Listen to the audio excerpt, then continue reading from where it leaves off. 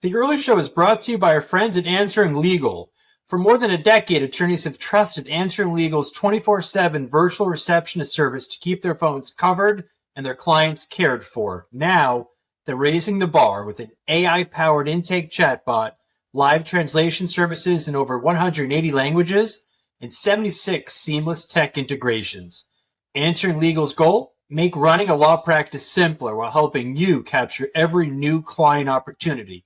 And don't worry, the receptionist team is still the best in the business at turning first-time callers into loyal clients. Find out what's possible by visiting answeringlegal.com. You'll find a link to the site in the description of this episode. Now, let's get to the show.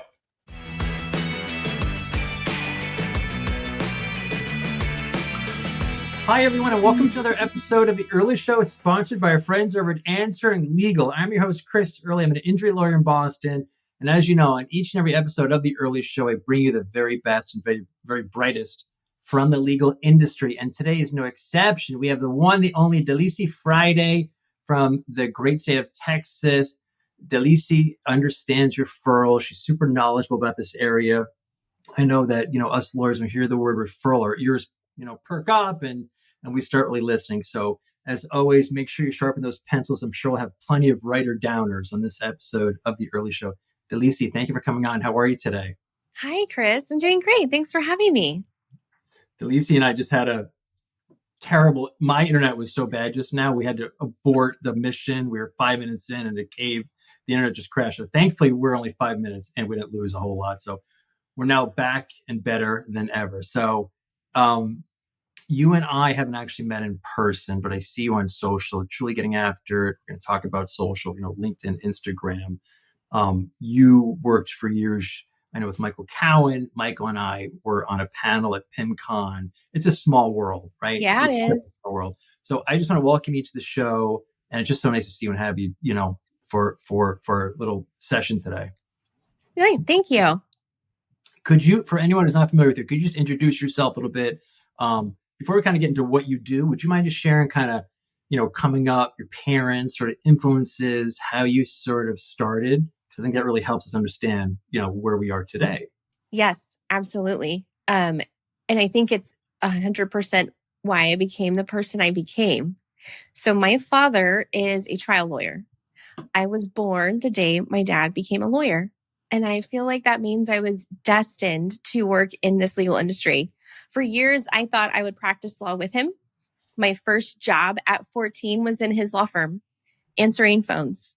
And so I've worked for 20 plus years in the legal industry because my first job was in his law firm. And he is a huge part of why I love the legal industry and why I love referrals so much. My dad is a criminal defense and personal injury lawyer. And so he grew his law firm based on referrals. Everything that I teach and everything that I believe in, I've been doing quite literally since I was a kid, or I learned from my experience working with Michael Cowen. I worked with Michael Cowen of Cowen Rodriguez Peacock for 7 years. We created the Trial Lawyer Nation podcast together.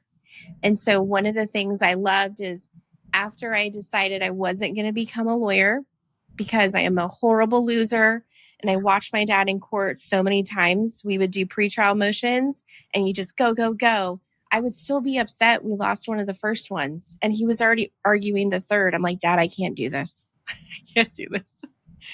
And when I worked with Michael Cowen, that's where I realized I love referrals so much because Michael and I grew that firm from 7 to 8 figures, 100% on referral marketing, all marketing to other lawyers. And he's the reason why I knew that was my passion. And when I left Michael, I went to go be chief of staff to Arjon Robbins, the attorney who created How to Manage a Small Law Firm. He is an 8-figure serial entrepreneur. So How to Manage a Small Law Firm is one of his businesses. And I learned and have a deep respect for what it takes to manage a law firm efficiently because it's a lot. I didn't see that when I was working with Michael. I learned that when I was working with Arjon. And after 2 years there, I realized my calling was to start my business and just help lawyers with referrals because I missed it. I missed referral marketing. I missed working with lawyers when it comes to creating relationships with their clients and with other lawyers. And there's no way I would have started my business if my dad didn't have the role that he has and inspire me the way he did because of his law firm. There's no way I would have done this if Michael Cowen hadn't showed me how much referrals can change a business and grow a business. And there's no way I would have started my business if I hadn't worked for R. John Robbins, because I had no idea there was an entrepreneur inside of me. And there is. And so now the only thing that makes me happy in life is talking to lawyers all day long about referrals. And that's so nerdy. And that's how I became the person I am. Love it. Love it. You have good energy. You're clearly where you should be, right? Some people they're just not doing what they should be doing. I feel like you have found, at least, picking up your energy, which is quite positive and bright, is that you clearly are doing passionate work that speaks to you, right? And that jumps off the page. Can we just go back to Dad for a second? Yeah. Were there, he's a really experienced trial lawyer, businessman. Were there like one or two nuggets that you took from him that have really sort of influenced how you do business, how you operate? Yes. The first thing I will tell every single lawyer, and I learned this from my dad, and I learned this at 14 years old and have been doing it since I was 14 years old, is every time a client calls your law firm, you are fortunate, because every phone call is the potential to change someone's life, and we should never take that for granted. And so what I learned at 14 and what I teach every day is every time someone calls your law firm, if you cannot help them, please put them in touch with someone who can. Yeah. Every lawyer can turn a rejected case into a relationship, either with that potential new client and or a referral partner, hopefully both, by pointing that person in the right direction and being a true connector in this world. And so I learned that early on because my dad would teach me answering the phones is the heart and soul of this law firm. You are the first interaction they have with our law firm. It has to be positive. And you have to help every single person because they're calling us asking for help. And if we can't help them, we put them in touch with the lawyers we knew who are doing a really great job. And so I would have a list. If someone called for a family law case and we didn't do family law, I knew exactly who I was referring that case to. If someone called for a med mal case, I knew exactly who I was referring that case to. And my dad instilled that in me early on, that I see how important it is to the people who call your law firm. I see how important it is for the referral relationships that you're creating. And that was huge for me. The second one was how you treat people. My dad is a trial lawyer who's gone to trial over 200 times on the civil and criminal side. And one of the things that I learned very early on, because I went to trial with him. The last trial I did with my dad was a murder case. And when I went to trial with him, one of the things I really respect about lawyers is when someone goes into the courtroom and they treat opposing counsel with respect while also standing up for their client. I think you can be an advocate for your client and still show respect to opposing counsel. And I think that's so important. And I watched my dad do it in courtroom. And after a hearing was over, I would watch him shake hands with opposing counsel, and they would create relationships with each other. And I used to ask my dad as a kid, wait a second, that's not what I see on TV. On TV, y'all argue with each other and you're so rude. What's going on? And my dad would tell me, I'm here to fight for my client, but I'm not here to be a jerk to this guy. I will fight very hard and do my job, but it does not mean we can't be respectful. And I really appreciated that. The courtroom staff, like the clerks, everyone in the courtroom, when I would talk to them as a kid, would say, that's one of the things I love about your dad. Your dad fights really hard, but he will always be respectful. And not every lawyer is that. And I realized just how important that is for your reputation, but also to create relationships with opposing counsel, because you can.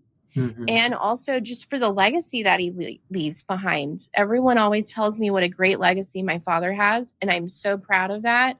But I got to see it, and I witnessed how important that is. And my dad would tell me, it takes years to build a legacy, but it takes seconds to lose it. Do not lose it, Delisi. And I try to do that every single day of my life because I never want to let my dad down. Ooh, never want to let my dad down. But I also think that's so important. It's so important when it comes to creating relationships and just the legacy that you want to have for yourself. Well, I love that. So first of all, those two lessons don't cost a dime, right? To answer the phone the correct way, to treat people with love, care, and concern, and to promote others, to help people along, have good comport yourself well, have good relationships with people, shake people's hands after you get, they maybe kick you in the face and beat you up. So Yeah. those two things I really like because they're universal and timeless. But I know and I know that the phone is fumbled probably more times than not, right? AI technology is going to be a nice add-on, which is happening, obviously right now in the marketplace. But a lot of lawyers, Delisi, phone trees or like law office for years. Delisi, I was like law office because that's what Mikey see, Mikey do. That's how we do things. We're very copycat profession, and for years I was doing that. And it's like, I look back and I cringe at that. But to the practitioner, you need to have a steady, I call it loving, warm welcome. And my team, we use the same words. Good morning, welcome to Earley Law Group. How may I best help you? Really intentional. That sets the tone. Because I'm like, hey, these guys aren't cold, scary lawyers. You just talk about relationships. And first, I want to back up. That client who you quote unquote reject, you can't help because they have a criminal case and you're a real estate lawyer. You should put them on your list, put them in your database, market to them, continue the conversation. You probably spend a few bucks to generate that lead. You can monetize that at some point. There's a value, and more importantly, just helping the person out is a good thing to do. But relationships, showing up. So I love those things because some of our listeners, Delisi, some are really wealthy and some don't have two nickels strapped together, right? So no matter where you are in your journey, you can do those two things and get going. So I love that stuff. So thank you. It's free. And you gave a great example, put them on your list. Let's just say one of your listeners doesn't have a list. They're like, Delisi, I don't have the budget for that. I don't have a person. You could also do that's free. Follow up with that person and say, hey, Chris, I know you called our law firm and we couldn't assist you, but we put you in touch with Bob's office. We just want to check in. Was Bob able to help you and you got the help that you needed? Oh, man. Chris is going to be your biggest fan forever because then you followed up to make sure you got the help you needed. And that is care that an ad can't buy. It's also free to do. Absolutely. I'm thinking about Ryan McKean. He talks about the book Unreasonable Hospitality. Oh, it's on my. I love that book. I love that book. Right there behind you. So how can you be unreasonably hospitable on the telephone, right? How can you go above and beyond and almost like shock people with how great you treat them? It's not hard in the legal industry because we have such a low reputation, to be honest with you, especially a lot of personal injury lawyers in this call listening, that the bar is pretty low. We don't have to do a whole lot. I preach this all day long, Delisi. I am always pounding the table because I'm obsessed with the phone and treating people well. It's so freaking easy, but it's so easy to screw up. That's why we need good team members, but I'm sure we'll get into that. So you sounds like you cut your teeth. You got experience with Cowen, with Robbins, right? Like these different kind of dudes, right? Doing things differently. Your dad did things differently too. So these different universities you attended, right? And now you've started your own business, and I see you helping people, right? Helping lawyers who oftentimes we need this help. Could you talk about? I want to hear not just things that work, but could you see some things that you see lawyers do that are mistakes that kind of screw up their efforts to really gain more referrals and just kind of like, again, shoot themselves in the foot basically without even knowing it? Yeah. The easiest one I can tell you. So for everyone who's listening, there's a book behind me that I just started rereading again called Endless Referrals by Bob Berg. And there are a lot of people who will share this advice in addition to Bob Berg. And the advice is, it's not the quantity of people you meet because you want to create referral relationships. It's the quality. I would much rather a lawyer say, Delisi, I'm going to go network because I want to create referral relationships. And that lawyer says, I made a new friend, versus the lawyer who comes back and says, oh my gosh, Delisi, I got 10 business cards. And I'm like, 10 business cards? How many actual conversations did you have to get those 10 business cards? I would much rather a lawyer go to, let's just say, a bar association happy hour or a legal conference. You mentioned PIMCon. I'd much rather someone go to PIMCon and say, Delisi, I made 3 great friends, than someone come back and say, Delisi, I made 30. Because I want quality relationships. I want people to find their tribe. I want people to have a real connection versus trying to make friends with everyone. And so I would say that's my number one piece of advice is don't go out there trying to just hit a certain number. Go out there and say, I want to create a real relationship with someone and create a real relationship with one person, 2 person, 3, 4. But don't try and say, I'm going to do it with 40 people this year. Okay, well, that's not sustainable. No. And how many real connections are you going to have with people? I bet that's going to feel very superficial. Yeah. And they're not going to really get to know who you are. And you're not going to really get to know who they are either. I love that quality relation because you can only go so deep with 400 people as opposed to like 14 like really deep relationships who are going to remember Yeah. you. And so you just mentioned Bob Berg, and I like to do my homework before I have a guest on. And I was thinking to myself about you and referrals. I just reread this amazing book by Bob Berg, The Go Giver, which I talk about Oh, all yeah. the time. It's Behind back you. there too. Well, great minds think alike. Whatever the practitioner, whatever you're doing today, buy that book on Amazon, The Go Giver, Endless Referrals, anything that Bob Berg has written, you are wise to pick up. Because I'll be honest with you, I talked to Delisi earlier about like how law office and just sort of, very primitive law firm operations. I was a taker and I was like, how can I get referrals? How can I like do this? How can I get more cases? But I'm a little bit longer in the tooth now. And I finally have discovered fire, right? Like a caveman. I'm seeing that it's givers truly gain, right? And I'm a late bloomer here, but I encourage the practitioner, whatever age you're at, you got to give to people. You have to share. And I think that's essential. I want to mention a couple of the books before I forget that I wrote down. Never Eat Alone. That's a book by John Yes. Morgan. I talk about that all the time. He recommended that book. Influence, a really good book by Robert Cialdini, is about the element of reciprocity, which fascinates me, Delisi, right? And your ears perked up as well. Like we talked about that. Could you talk about reciprocity and how that sort of speaks to you and what Yes. you do to drive relationships, positive relationships? I love that you brought that up because if you didn't, I totally was.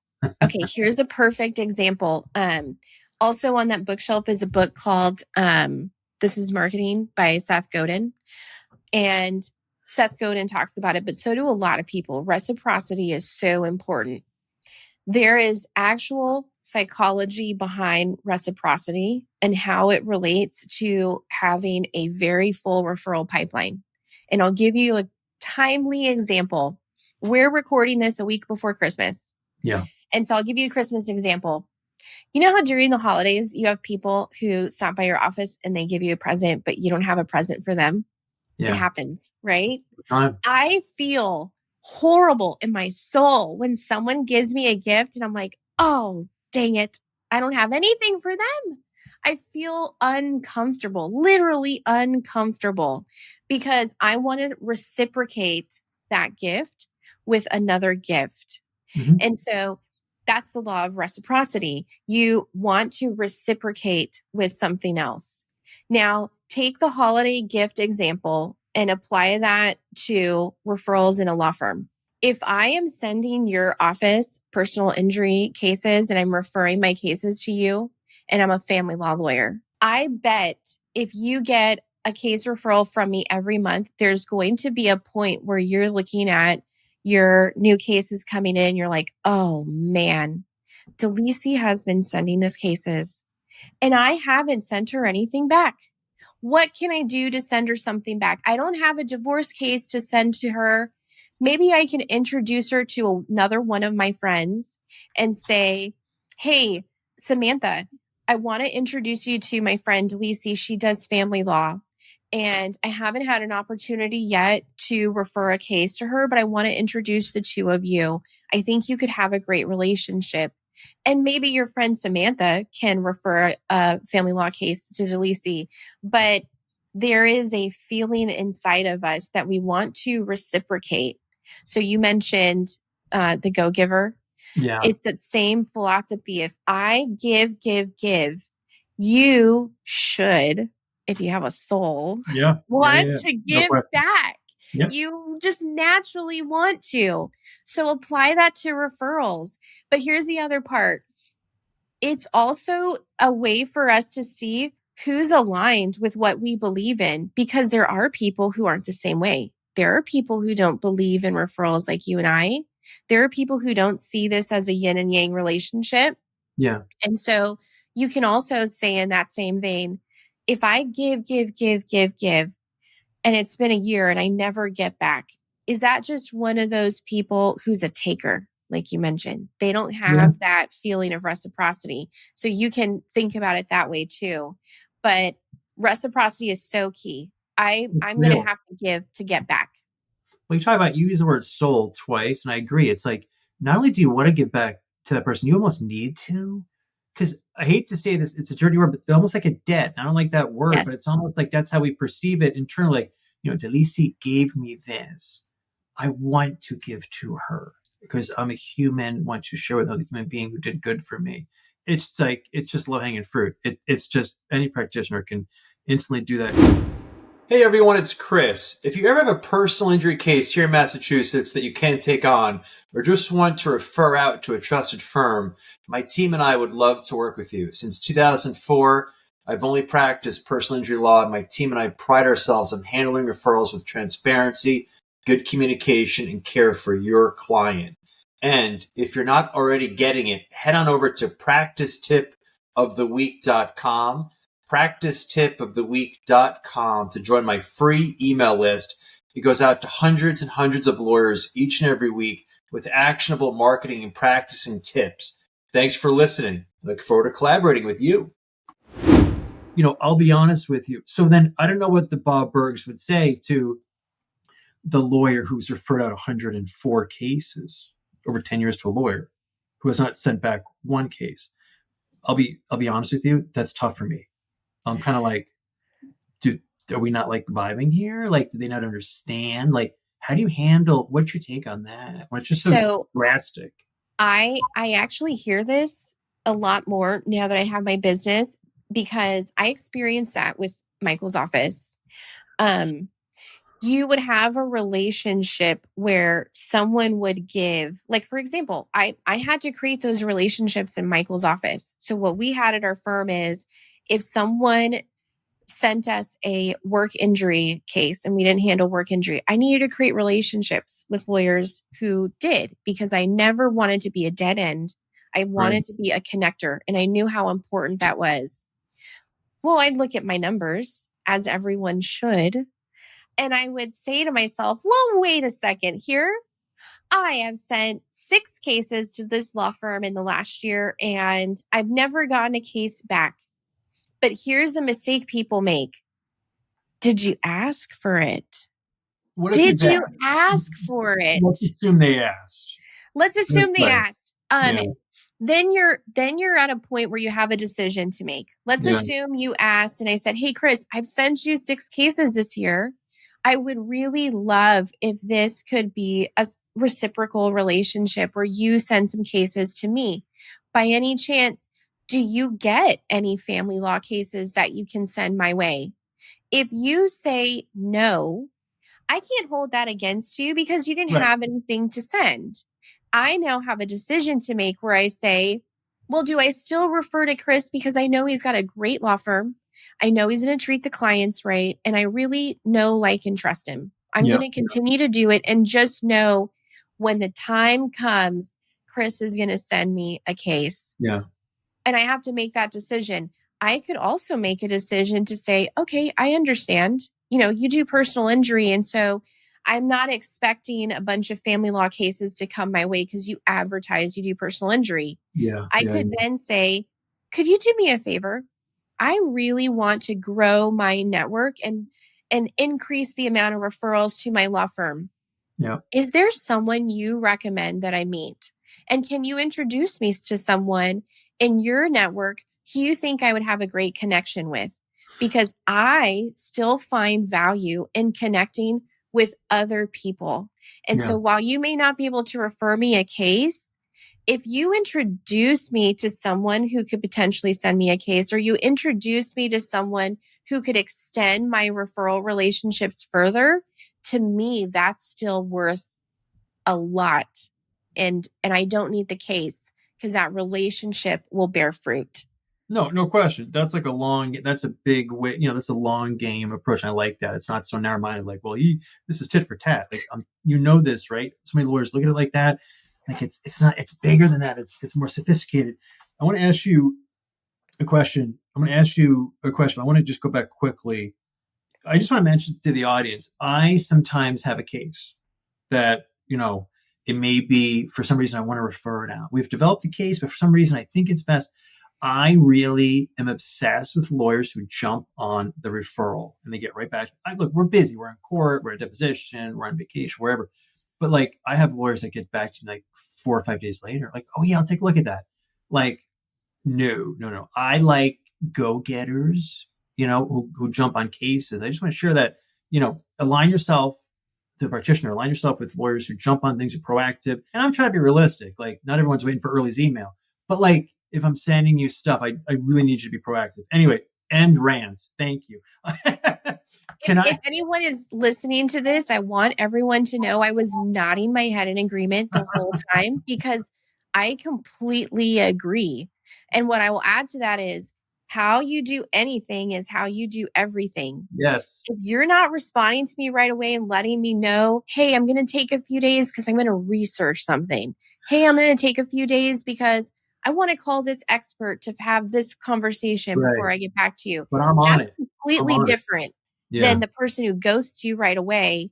And I agree with you. I agree with you completely. But I think those lawyers don't understand the today's consumer is comparing lawyers to Amazon, to AT&T, like fast. So like people don't want to wait around, and lawyers have to understand you got to get stuff done quickly. You mentioned something interesting about with Michael Cowen. You guys really grew the practice. Could you give us by and large through referrals? Could you sort of similar to the question about your dad? Are there a couple takeaways or a couple things you learned from him and or did with him that really caught fire? That was a success for you guys. Yes, and I'll tell you. And most people aren't going to do it, but you can also be a testament to this too.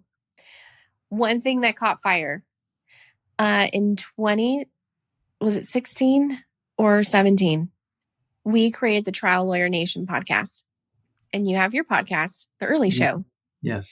I am a huge fan of any lawyer creating a podcast for themselves and or their firm.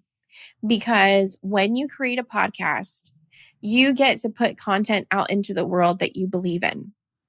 You get to share your experiences.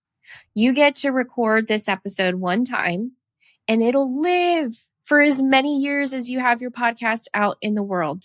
People will find it. They'll search it. SEO, AIO, all the terms that haven't even existed yet are going to come out. They will find it. They will listen to it. And what was really fun for me, because Michael and I created the Trial Lawyer Nation podcast, and I had never done a podcast before. I had zero experience. I didn't know what the heck I was doing. I didn't want to fail him because I loved him so much and I wanted to succeed. So we created the podcast. And what was super fun was after enough time, maybe anywhere between like 8 months to 12 months, we started to get podcast fans who would come up to him and say, hey, I listened to your show. Hey, thank you for this episode. Hey, the tip you gave about spoliation letters, I use that every day and it was so eye-opening, whatever the example was. And it was wonderful to watch how a podcast could create a large network of people who knew who he was and who the firm was. It was so fun to watch how those then turned into referrals. And I share that openly because it's not a secret, but the truth is it takes work and it takes consistency. And that will not pay off in the first 30 days. No. You need to go into that with a giver mindset and say, I'm here to share and not expect anything in return for a solid year. And then after that, you should see some fruits to that labor, or even before then. But don't go into it and say, I'm only going to do this for 3 months and then see if I can drive business. No, don't do that. Please don't do that. And so the podcast. Okay, I didn't mean to cut you off there. Anything else? I love that. I really want to get into that in a second. Anything else you want to drop on us that you feel like, looking back, really worked well for referrals, driving the growth? I would say the thing that drove the growth was when we realized who our key referral partners were and made a decision to nurture those relationships.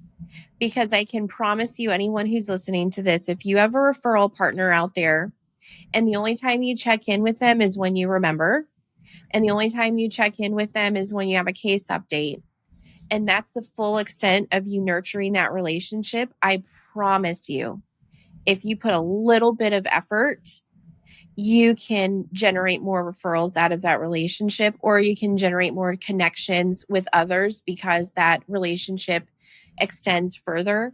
And if you just put a little bit of time and energy and effort into developing those relationships and nurturing them more, you can drive more referrals. You can't just think of that relationship as, oh, they'll come in when they come in. Spend some time, devote some time. I promise you can increase your referrals if you pay attention to the people who already refer you business. I love that. And drill down a little, right, to our list, like 80-20 or 90-10, right? What's 10% of the people driving, or sending us 90% of those referrals, right? You're really heavy hitter referrals. Let's like get really good at the data, right? I'm sure you guys were just had your arms around all of that. But I really love what you talked about with the podcast, because you just have to like press record and like stop overthinking it like a lot of practitioners do. I talk about this almost every episode.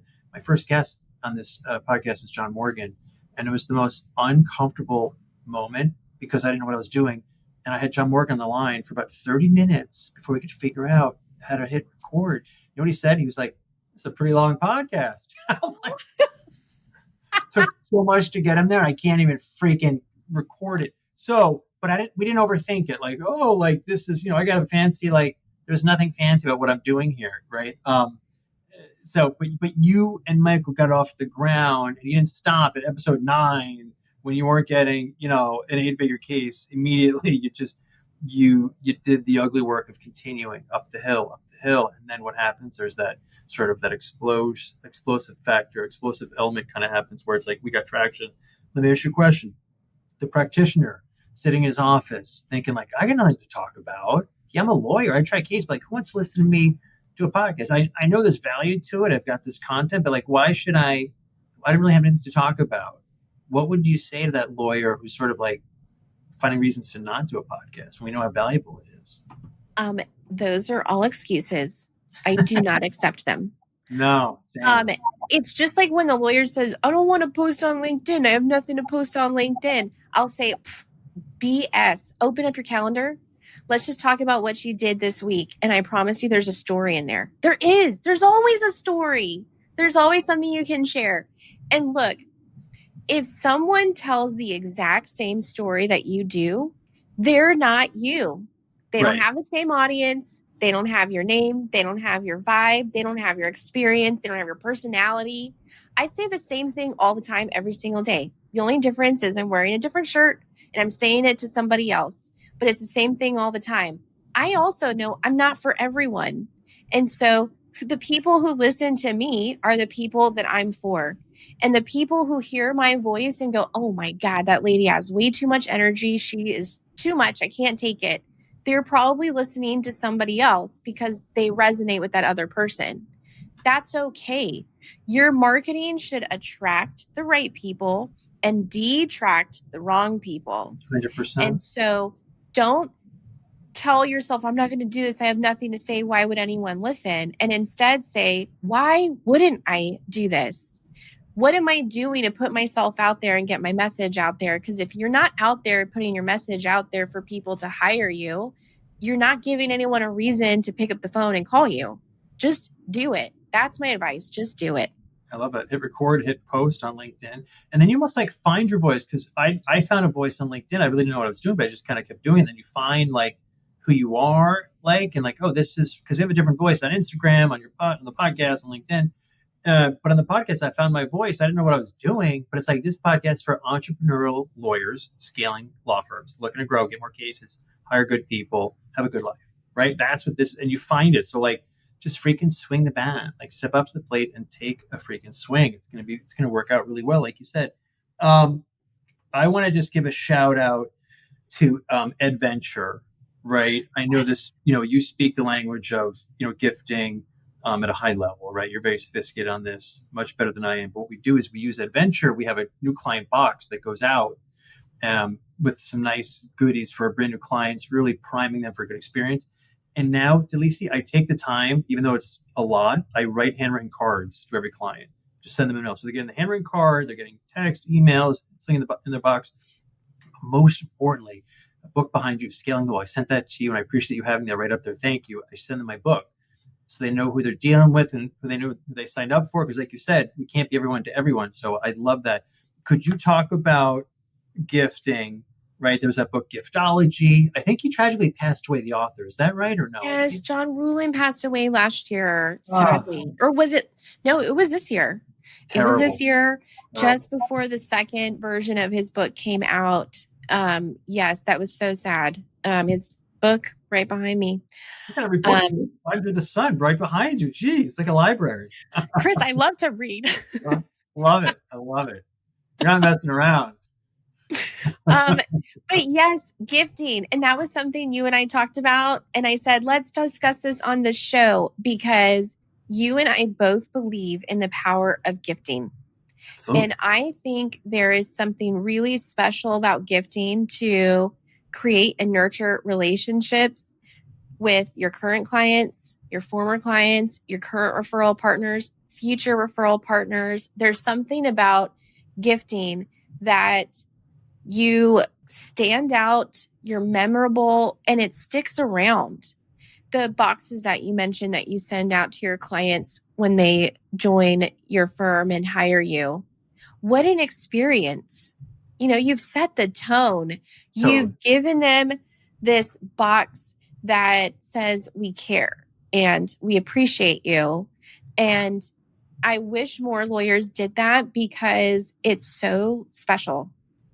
And it creates a relationship. And I promise, unless someone hates everything in the box, they're not going to throw that stuff away. No, they're going to keep it around, which is what you want, especially in marketing. I want someone to see something I sent them because it's on their desk every day. I want someone to see something and remember me because I sent it from a place of love. And so I love gifting for all of those reasons and so many more. I'm curious, when you started that in your law firm and that became a part of your onboarding process, what were the things you saw that told you this is going great? This is exactly what I want, either from your clients or from your staff. I'll be honest with you. This is going to sound weird. A lot of clients don't mention it. However, the ones who do are raving lunatics and how much they love it. So the fact that you don't hear anything doesn't mean it's not a hit. Yeah. It may be like, my lawyer's too busy. Maybe they don't want to call earlier. I wish they, wouldn't feel that way, but if they do, they probably don't feel the need to reach out, but they got the gift. And the unboxing, Ed Levy, he's who we use, Adventure in Chicago. There's an experience. It's like, oh, the dude wrote a book. Okay, I gotta think, this is cool. That stuff, like you said, is sticky. It's not going to be discarded unless they just hate Early. And to be brutally honest, I heard a lawyer say this once, and he was right. It may help to keep a client, right, who maybe for some reason has buyer's regret. The moment they sign with you, their cousin Bobby says, oh, you hired Early, you got to call Johnson, right? Yes. So the reciprocity angle comes in a little bit, the giving. Well, but Early gave me this, like maybe he's a decent guy, right? That could almost like work against attrition on those, because that's when we could lose a client the first 90 days. You were just nodding your head. Please, I think I interrupted you. So what you just said gave me another example. I imagine because you do that and you're building this relationship with the client, it also allows you and your law firm to be people who make mistakes. Totally. Someone is going to make a mistake somewhere along the way and Oh not yeah. return a phone call as soon as the client wanted or something like that. Yep. I'm sure the client's going to be slightly more gracious and understanding Totally. because you sent a gift like that and you care and you reminded them you're a person. Absolutely. You're human. And, I just talked about this on the Lunch Hour Legal Marketing podcast with Gisak Lakas. It dropped today about getting on their level, right? Like breaking down these barriers. Like they think, oh, lawyer, he's, I'm intimidated. No, we're on same level here. We're the same. That's wonderful. Marketing is like personalized marketing. And then I haven't done this, but you could take it up a notch. You know about this. At the end of the case, right? Delisi, thank you so much for being a client. It was a wonderful, privilege to serve you. And you have to be careful about hitting people over the head with send me referrals, Delisi, or there's a time and place for that. But that would be another layer I want to bake into the cake is post case box. Like the dude sent me another box. These boxes are $50 each. Yeah. You gotta spend a couple bucks. It's not cheap, but you get what you pay for. So the lawyer, Delisi, who has no money, they can't afford that. What would you encourage? They're just getting off the ground. They just started their own firm. They just got a law school, whatever. Or they're even mid-career and they haven't done this yet. Like maybe cash is tight. How can they kind of wow that client at the beginning to prime the client for a good experience? So one of the things that I recommend is after you have settled a case or closed out a case, making sure you stay in touch with the client on 2 different days. The anniversary of closing their case, that's an easy one because you know when it's going to happen, and also their birthday. And those are 2 different touch points. To the lawyer who doesn't have a big budget, it's easy for you to say, I'm going to send them a happy birthday card. You either send it yourself or you automate it with something like handwritten. To the lawyer who says, I can't see that $3.50 for the birthday card is just not in my budget either. I'm a solo. Then I will say, okay, then you know what? You actually have a competitive advantage. I want you to pick up your phone and I want you to call the client on their birthday and tell them happy birthday. Because if you think about it, when's the last time someone called you on your birthday and told you happy birthday? Everyone sends a text. They send you a message on social media. It's not the same. Imagine a world where you're a client and your lawyer calls you on your birthday and tells you happy birthday. I'm never going to forget that. Never. I'm actually going to go on social media and say, you know what, you guys? The only person who called me on my birthday was my lawyer. I would love for someone to tell that story. 100%. And so if you don't have the money to even send a card out, pick up the phone. Yeah. You can develop that relationship with a phone call. And if you hate the phone, fine. Do a text. Send the text. Do something. But the thing is, take the action. Do something to keep that relationship alive. Even if you don't have a budget, you can still take some action. The key is just to take the action. Well, I like that. And I think this goes to get out of your comfort zone. Even if you're not comfortable with making the phone call, you just said earlier, and I love that. How you do something is how you do everything. So if you're not like, I'm uncomfortable with using the phone, do it anyway, right? It's like, just get over those things because it's night and day, a phone call and a text. But if you're just like, just can't do it, a text is better than nothing. You've been dropping all these nuggets. Let's talk about your business, right? Can you talk about what you do, how you help lawyers, and ultimately, obviously, how people can find you, right? Yeah. So I help lawyers make friends who refer them cases. And the way I do that is I either do one-on-one consulting with a lawyer or their law firm or their marketing team, or a law firm will hire me to come in and do a training to their law firm about how to generate referrals for the lawyers or also for their staff, because your staff can help you generate business too. Definitely. And in February, I'm going to create an online community because I realized there are a lot of lawyers out there who aren't ready to invest the money on the one-on-one time. However, they do have the money to be a part of a community that also cares about referrals and they want to network with others. So I want to create an online community in February where I'm bringing all of those people together, doing group trainings, helping them do some office hours and talk through things so I can make myself more available, because I realize now I want to change the world and I want to help lawyers all the time. but I also still have the same hours of the day as everybody else. So if I can do something where I create this group of lawyers who all care about referrals like I do, and I help them as a group, they can still learn and they can still apply these things to their law firm and their business. And they can also make friends along the way, which is what I want. And so those are the different ways that I help. Community, can't go wrong helping people out. How can people reach out? What's the website? My website is firstcallfriday.com. First is spelled out. And obviously, everyone can follow me on LinkedIn, which is where I'm the most active. I have a Facebook and I have an Instagram too, but I love LinkedIn because I think there's real power in LinkedIn, especially in the legal community. 100%. And so I recommend LinkedIn as well. Oh, I love LinkedIn, all over it. And first of all, we both, just to sort of put a, wrap it up, I know I want to be respectful of your time. You both have great names, right? Early, call early before it's too late. Just call Friday. You could go to town with that stuff, right? I love it. That's why I named my business.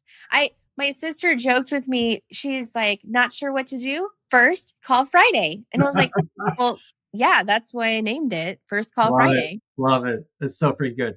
Don't stop doing, reach out. Let's stay connected. Lawyers, reach out to Delisi. She's a good person doing good work who actually likes us lawyers. Like most I love people. Lawyers. She speaks lawyer talk. She understands us. And the advantage that she's not a lawyer. I love that because we learn more from non-lawyers than we do lawyers. And I will never not believe that to be true. So Delisi, I appreciate you coming on and saying thank you so very much.